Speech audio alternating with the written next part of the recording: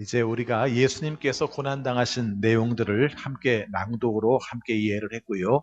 이제부터 여러분들에게 말씀을 드리고자 하는 것은 이번 주간에, 고난주간에 어떻게 우리가 예수님이 원하시는 뜻대로 살 것인가, 고난주간에 살 한 주간의 말씀을 함께 묵상을 하려고 합니다. 사도 바울은 예수님의 관한 내용을 기록할 때 제일 강조한 부분 중에 하나가 그분이 우리를 위하여 죽으심으로 우리의 죄의 모든 대가를 지불하셔서 우리는 죄 없는 사람으로 인정받게 되었습니다. 그래서 우리는 하나님의 자녀가 되었고 그리스도의 자녀가 되었고 그 삶을 사는 것이 합당합니다. 주로 이런 내용이 많습니다.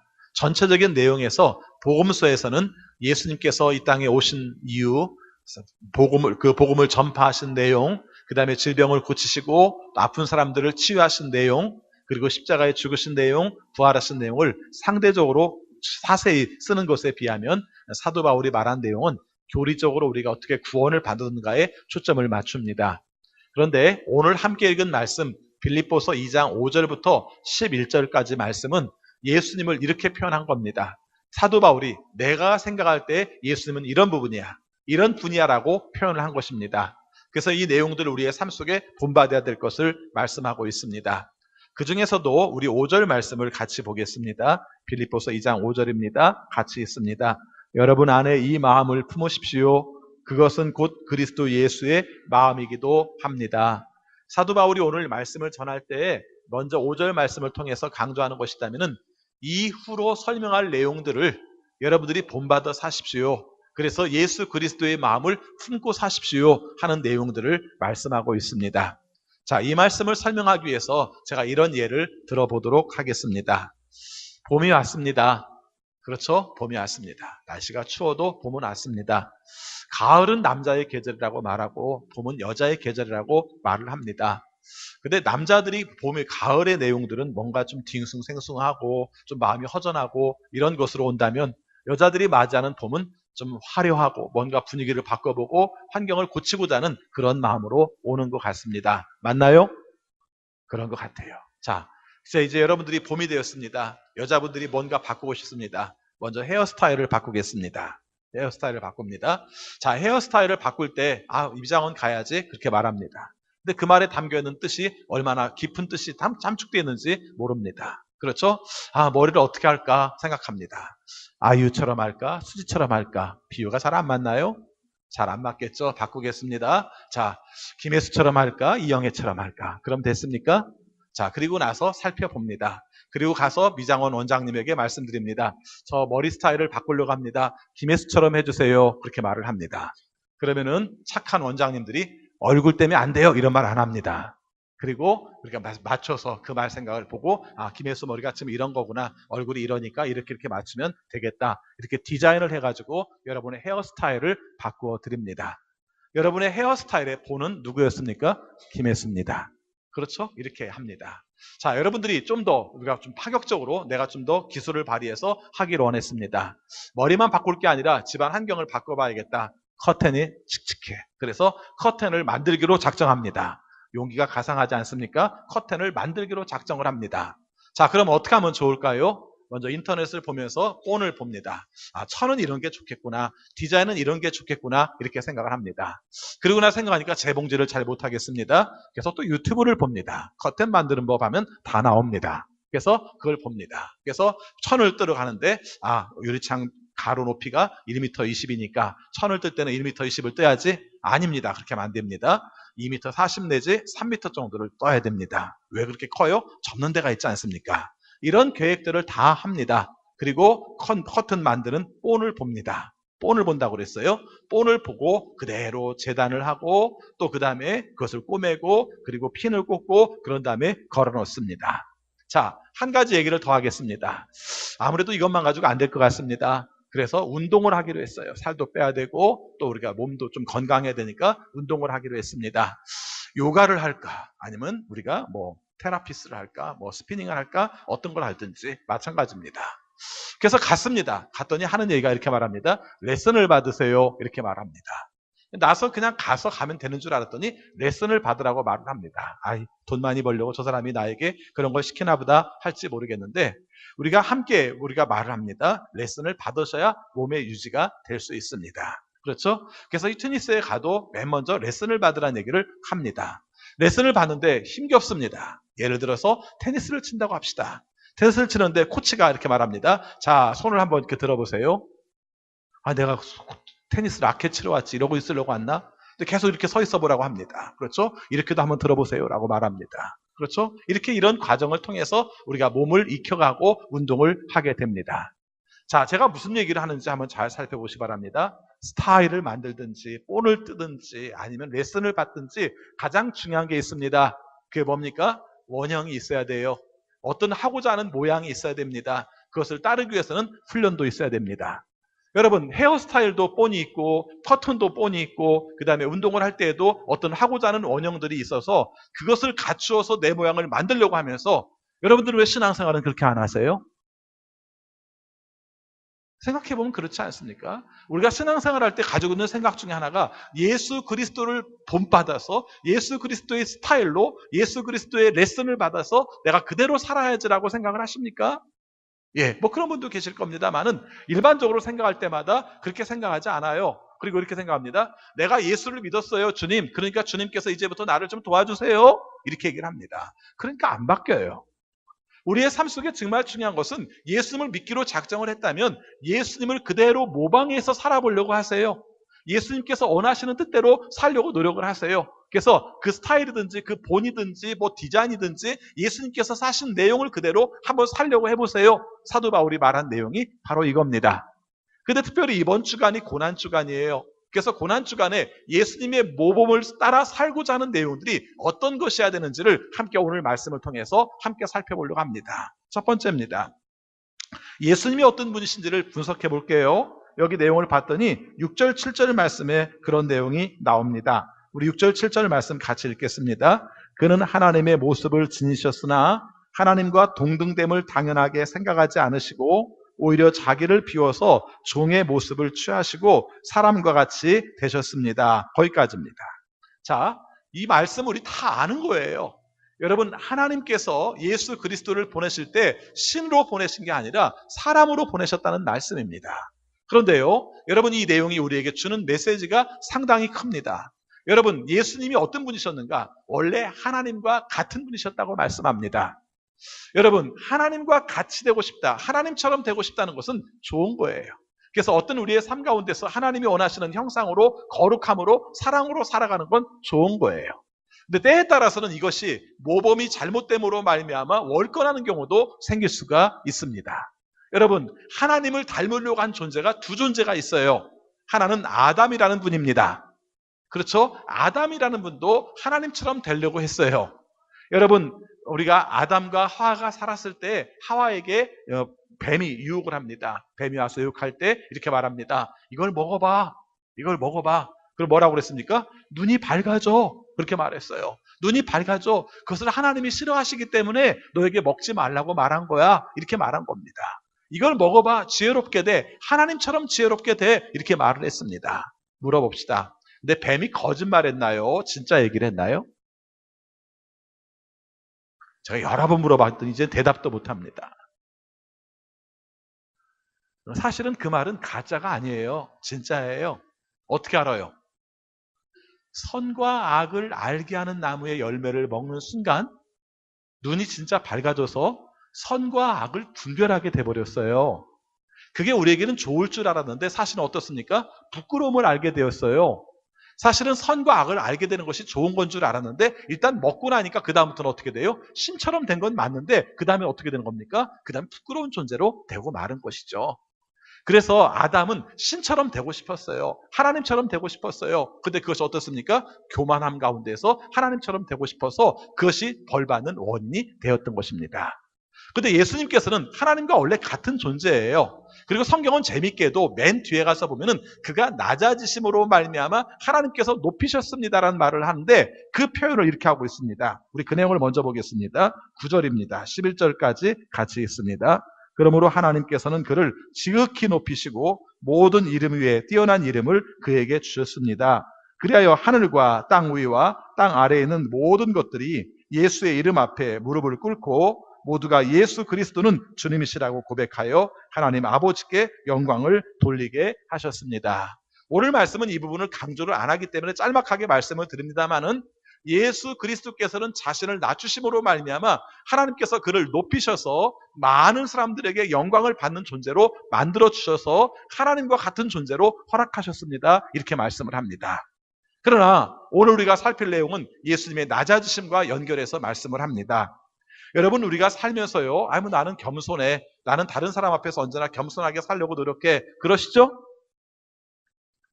교만하기로 작정을 하셨습니까? 여러분, 겸손하게 살려고 노력하시죠? 예. 겸손하지는 못할지 모르지만 겸손하게 살려고 노력을 해요. 근데 그 겸손하게 살려고 할 때 맨 먼저 예수님께 우리가 본받아야 할 내용 중에 하나가 뭐냐면, 내가 원래 신분상 이런 존재였지만 내가 이런 존재라고 주장하지 않고 내가 그 사람들의 수준에 맞추어서 그들과 함께 더불어 사는 것을 겸손이라고 말씀하고 있습니다. 여러분, 예수님은 본래 하나님과 같은 분이라고 말씀하셨어요. 근데 하나님과 같은 분이시지만 같은 분이라고 여기지 않으시고 낮아져서 사람들과 같은 존재로 되셨다는 것입니다. 이게 생각보다 어려워요. 그렇죠? 여러분, 우리가 함께 사람들과 더불어 살아갈 때 언제 힘드냐면요, 보통 때 잘 겸손하게 합니다. 친절하게도 잘합니다. 상대방들을 영접하려고도 노력을 합니다. 근데 언제 힘드냐면은 상대방들이 나를 낮추어 볼 때 힘듭니다. 나를 낮추어 볼 때 힘들어요. 예를 들어서 또 제가 희생을 하겠습니다. 자, 제가 이제 이렇게 보니까 교회 뭐 이렇게 바닥에 이렇게 떨어져 있는 게 있고 청소할 게 있습니다. 제 눈에는 잘 보이거든요. 그래서 제가 이걸 줍고 있었습니다. 그랬더니 우리 교회를 한 20년 다니신 어떤 권사님이 이렇게 말합니다. 목사님, 여기도 있네요. 이것 좀 주세요. 이렇게 얘기를 했습니다. 설정 상황입니다. 괜히 막 여러분 인상 쏘르지 마시기 바랍니다. 설정 상황이에요. 그런 분은 없었습니다. 그런데 제가 그렇게 말하는 순간 제 마음속에는 5만 가지 생각이 왔다 갔다 하죠. 내가 알아서 청소를 하니까 나를 알기를 뭘로 보나, 내가 담임 목사인데, 이렇게 말하는 순간 나는 겸손하지 못합니다. 오늘 말씀은 그런 뜻으로 생각하시면 좋습니다. 내가 내 자신의 신분을 드러내고 싶어하고 내가 내 신분의 위치에서 자꾸 생각을 하면 그것은 겸손하지 못하는 것입니다. 여러분, 예수님께서 이 땅에 오셔서 복음을 증거할 때 세상적인 방법, 사회적 가치 속에 생각하시다면 그분은 상류층과 지내는 게 유리합니다. 그렇지 않을까요? 대제사장들과 함께 지내고 종교적 지도자였던 총독이나 아니면은 그 당시에 분봉왕과 함께 지내는 게 좋습니다. 그 정도까지 아니라 할지라도 사회적 명망이 있는 랍비들과 함께 어울려서 이 사회를 어떻게 개혁할 것인가, 우리가 식민지 살고 있는 이 나라를 어떻게 우리가 해방시킬 것인가 함께 의논하면서 추진하면서 목적들을 이끌어갔다면 훨씬 멋있어 보였을 것입니다. 그런데 예수님 그렇게 안 하셨어요. 그리고 예수님께서 이 땅에 오셔서 함께 지낸 사람들이 좀 달라요. 그렇죠? 병자, 정신적 질환을 앓고 있는 사람들, 장애인들, 그리고 더 나아가서는 심하게는 세리, 그리고 창녀들과 함께 어울리셨다고 말씀하고 있습니다. 이거 비난받기 좋아요. 그렇지 않습니까? 여러분, 병자와 장애자들은 그래도 약한 자들과 함께 하는구나라는 말을 들을 수 있지만 세리와 창녀들과 함께 하는 것은 사회적 비난을 각오하지 않으면 안 되는 입장이었던 것이죠. 근데 왜 그러셨습니까? 예수님께서는 본인의 위치를 확실하게 정하신 겁니다. 내가 이 땅에 올 때 하나님과 동등됨으로 여기지 않고 낮은 자를 섬기러 왔어 라는 그 목표, 겸손의 목표, 그 목표를 정했기 때문에 함께 어울린 사람들조차도 그런 사람들과 함께 지냈다는 것입니다. 여러분, 제가 좀 디테일하게 얘기를 해볼게요. 여러분들이 평상시에 잘 섬깁니다. 봉사도 잘합니다. 그런데 여러분이 여러분의 사회적 위치를 갖고 싶은 자리에서 그 사람들이 아는 척을 할 때 아무렇지도 않게 그 사람을 감싸 안으면서 아이고 형제 여기서 만났네요, 자매에서 만났네요, 쉽게 잘 하십니까? 내가 섬기는 자리에서는 할 수 있지만 다른 사람들과 함께 어울린 자리에서 그 사람이 나를 아는 척할 때 내가 그 사람을 기쁨으로 맞이할 수 있습니까? 이게 예수님께서 고난주간에 우리에게 말씀해 주시는 내용입니다. 예수님은 말씀하셨습니다. 내가 이 땅에 온 것은 섬김을 받으러 온 것이 아니라 섬기러 왔다라고 말씀을 하십니다. 내가 너희들에게 뭘 받는 것이 아니라 내가 죽어서 내 몸을 주어서 너희를 구원하러 왔다라고 말씀을 하십니다. 이번 고난주간에 이 문제를 한번 살펴봅시다. 여러분의 사회적 명성이나 아니면 여러분의 사회적 위치, 이것이 좀 무시를 당한다 할지라도 그 사람과 같은 위치에 있는 것에 대해서 한번 생각해 보시기 바랍니다. 결코 쉬운 거 아닙니다. 그런데 이것까지 감당하지 않으면 온전하게 낮아지지 못하는 것입니다. 다 낮아지려고 노력을 하는데 낮아지지 않는 이유는 바로 거기에 있는 것이죠. 그분들과 같은 위치에 서십시오. 그분들과 같은 존재로 여김받는 것을 부끄러워하지 마십시오. 그게 바로 주님께서 우리에게 말씀하신 낮아짐, 겸손의 원리를 말씀한 겁니다. 두 번째입니다.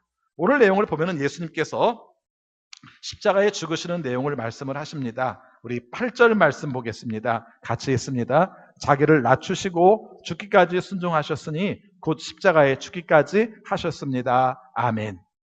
여러분, 예수님께서는 이 땅에 오신 것으로만 끝난 게 아니라 자기를 낮추셨는데 죽기까지 낮추셨다고 말씀을 하고 있습니다.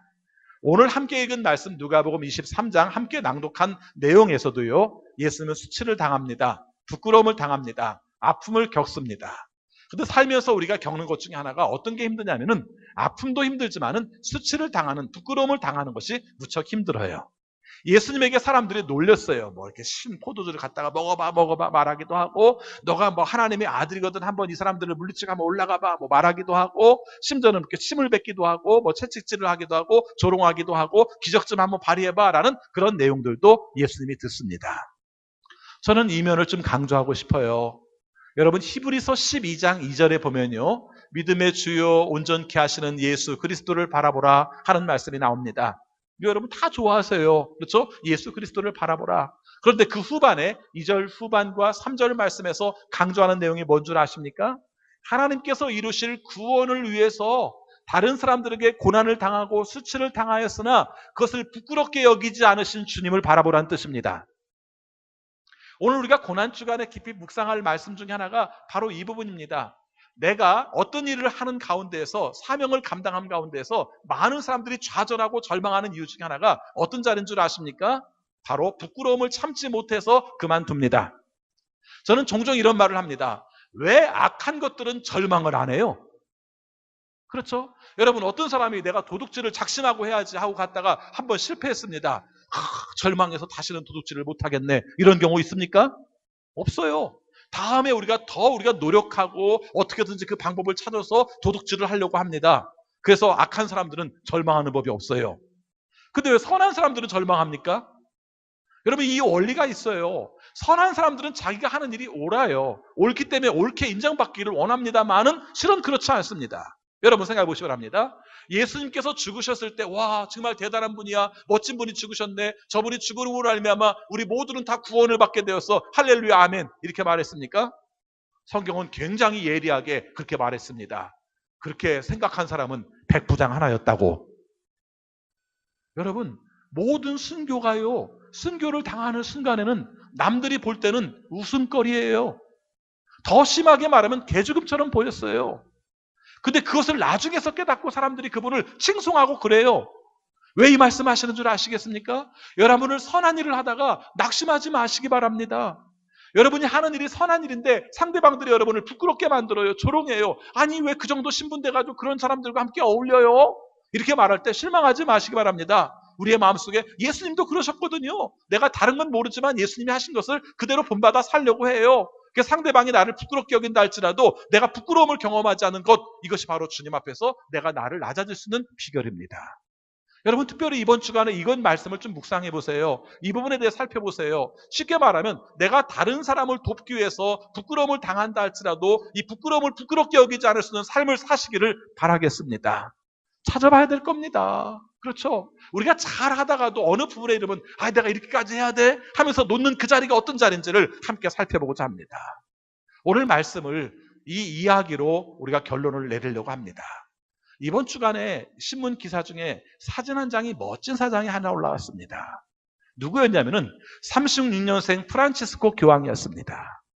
제가 일부러 36년생이라는 표현을 합니다. 그렇죠? 36년생 프란치스코 교황이었어요. 신문을 보신 분들은 아시겠습니다만은 그 내용이 굉장히 잔잔한 반향을 우리에게 일으키고 있습니다. 이런 내용이었어요. 여러분, 이전에 고 이태석 신부가 울지마, 톤즈 이렇게 글을 쓰셨던 이태석 신부가 사역했던 곳이 남수단이라는 나라입니다. 이 남수단이라는 나라는 2011년도에 수단이라는 나라가 원래 이슬람권이었는데 거기서 분리해 나온 사람들이 대부분 카톨릭 사람들이었습니다. 그래서 어쩌면 종교적 이유도 있고 해가지고 수단과 남수단이라는 나라가 둘로 갈라졌는데, 갈라졌으면 행복하게 살아야 되는데 행복하게 살지를 못한 거예요. 그래서 남수단은 정부가 세워지자마자 싸움을 하기 시작해요. 그래서 우리가 남수단 정부 지도자들과 반군 지도자들이 계속 충돌을 해가지고 자그만치 5년 동안에 40만 명이 죽었습니다. 그런 지역이에요. 그러다가 작년부터 우리 이렇게 살면 안 되겠다, 좀 협상 좀 해보자, 아마 이런 움직임들이 생겨서 지금도 반군 지도자도 있고 정부군 지도자도 있는 이런 상태 속에서 이번 기간에 4월 11일이죠. 그날 교황이 두 팀 사람들을 다 부른 겁니다. 그래서 교황이 머무는 게스트하우스에서 그 사람들과 함께 피정을 했어요. 피정을 해서 이 사람들에게 당부를 한 겁니다. 제가 형제로서 여러분들에게 당부를 합니다. 여러분 이제 다시 싸움의 자리로 나가지 마시기 바랍니다. 여러분의 마음속에서 싸우고 싶은 마음이 있거든 사무실에서만 가지고 계시고 사무실 밖으로는 나가지 마시기 바랍니다. 그리고 언제든지 이제는 피를 보려고 하지 말고 서로 마음을 협력하여 우리가 하나의 평화를 이루도록 노력해 주시기 바랍니다. 이렇게 당부를 했어요. 자, 거기까지만 나왔으면 제가 설교를 안 했을 텐데 그 다음 사진이 중요합니다. 그렇게 하자마자 그 신부가 정부군, 남수단의 정부군 지도자들과 그 다음에 반정부군 지도자들의 발에다가 키스를 했습니다. 거기 나오는 내용에 보면 그분이 관절이 안 좋아서 무릎을 꿇는 것 자체가 쉽지가 않다고 합니다. 그렇죠? 그래서 무릎을 꿇을 때도 상당히 힘들게 무릎을 꿇었다고 말을 합니다. 그리고 더 큰 이유는 우리에게는 그 말이 별로 크게 와닿지 않겠습니다만은 카톨릭 성당 다니는 사람들은요, 교황 한 번 만나는 게 일생일대 큰 영광이에요. 그리고 교황을 만나면은 그 사람들이 교황의 손가락에다가 키스를 합니다. 엄격히 말하면 손가락에다 하는 게 아니라 교황의 반지에다가 키스를 합니다. 그걸 영광스럽게 생각합니다. 근데 그러야 될 자리에 교황이 무릎 꿇어서 그 사람들의 발에다가 키스를 한 겁니다. 거기 사진을 보시면 제가 오늘 예배 올라오기 전에 페이스북에다가 그 기사를 올렸습니다. 그랬더니 그 중에 지도자 중에 여자 지도자는 어쩔 바를 모르고 이러고 있어요. 그러겠죠. 그렇지 않습니까? 교황이 자기의 발에 키스하는 순간 이러고 있어요. 그리고 남자 지도자 하나는 막 어쩔 줄을 모르고 이렇게 이 포즈로 찍힌 사진이 나와요. 집에 가서 페이스북을 한번 보시면은 여러분들 연결해서 볼 수가 있을 겁니다. 제가 그 그림을 여러분들에게 이번 주간에 한 장면으로 보여드리고 싶습니다. 사실은 다른 사람들에게 존경을 받아야 될 위치에 있지만 또 무릎이 편치 않지만 36년생이지만 그럼에도 불구하고 그 사람들의 평화를 위해서 자기가 낮아지고 부끄러움을 무릅쓰고 함께 섬기는 그 자리에 가게 되었던 것입니다. 뭐 비난하려고 말하는 사람들은 뭐 기독교와 카톨릭 사이 속에서 별로 사이좋게 보지 않는 사람들은 그거 쇼다 할지 모르겠습니다만은 쇼는 어떻습니까? 쇼를 할지라도 그런 쇼라면 저는 괜찮을 것 같아요. 그리고 우리의 삶 속에서 한번 이 장면을 우리가 한 주간 동안 묵상하는 그림으로 삼아도 좋을 것 같습니다. 우리의 삶 속에 정말 다른 사람들의 평화를 위해서 내가 무릎 한번 꿇는 자리에 있어 봤는지, 다른 사람들의 평화를 위해서 내가 아픈 무릎을 꿇으면서 그 사람에게 발에 키스를 해봤는지, 그것이 우리에게 어떻게 적용될지는 다양하게 말할 수 있겠습니다만은 우리의 삶 속에 예수 그리스도께서 우리에게 보여주고자 하는 이미지는 그것과 같지 않겠는지, 자기 자신이 부끄러움을 당하심으로 우리가 구원을 받을 수 있다면 그 자신이 부끄러움을 받아서 그 모든 수치를 감당함으로 우리를 구원한 것이 바로 예수 그리스도의 고난이고 고난 주간에 우리가 경험해야 될 예수 그리스도를 본받을 모습이라고 생각을 합니다. 오늘 이야기를 세 가지로 나눠서 말씀드렸습니다만은 사실은 한 가지입니다. 예수 그리스도께서 겸손하셨습니다, 낮아지셨습니다를 좀 더 우리가 실감 있게 느끼셨으면 합니다. 특별히 다른 것 말고 내가 겪는 어떤 고난의 문제가 아니라 다른 사람을 위해서 내가 무릎 꿇을 수 있는 상황은 무엇일까? 여기 하나에 초점을 맞추셔서 우리가 한 주간의 삶이 여기에 초점을 맞추는 삶이 되시기를 축원합니다.